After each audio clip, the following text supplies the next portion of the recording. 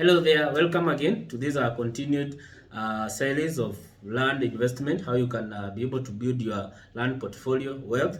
And today we are in part 3. We are going to talk about land specifically for investment. Remember in part 2, we talked about land for immediate settlement. Now, let's discuss about land for investment. This especially is suitable for people who are probably not around, who are not in the country. An example, those people who are in the Arabs, those people who are outside the country.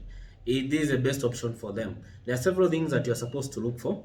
One is accessibility. Though this, when you talk about accessibility, you should be able to differentiate it from our part 2, whereby we discussed about land for immediate settlement. Accessibility, make sure the land is accessible. It mean the road may not be as smooth as you'd wish to be, but you can still access the land. Okay, remember, this is a land you are purchasing that you're not going to settle there tomorrow, or you're not going to settle there at the end of the year.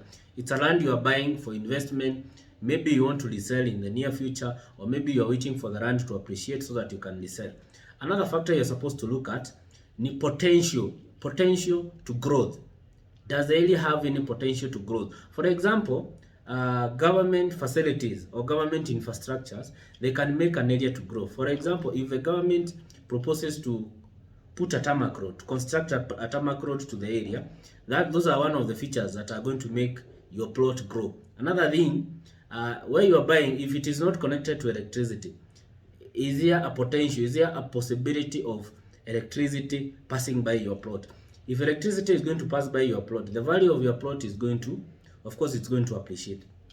Another thing you're supposed to look for is this area that you want to purchase.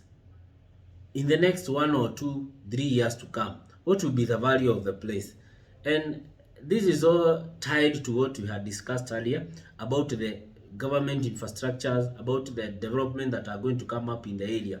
And again, when you want to buy land for investment, try and make sure you're buying land that is in an area that is not fully developed.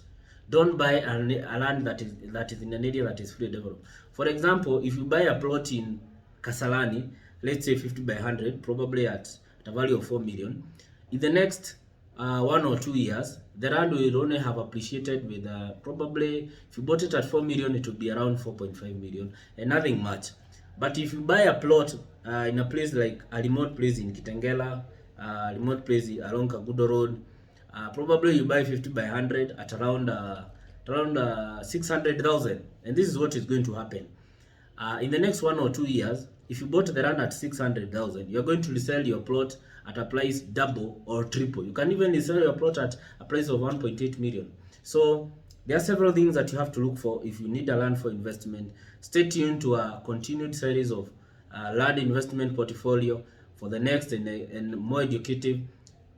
Like, share, subscribe, and let your friends know about this series.